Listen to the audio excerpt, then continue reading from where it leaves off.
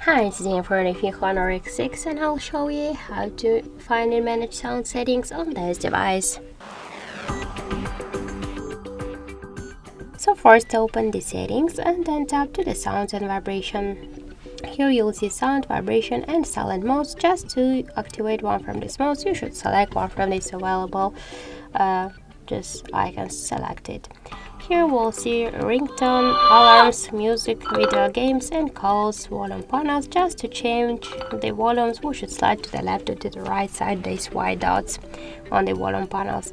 In default volume button control, we got media and ringtone, so now with the help of the volume buttons, we'll change the media and now we'll change the ringtone.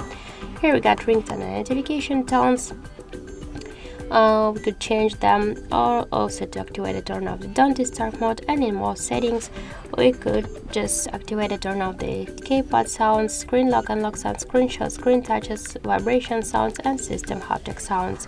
And to also get here wireless emergency alerts, so we can allow them just by click on the switcher.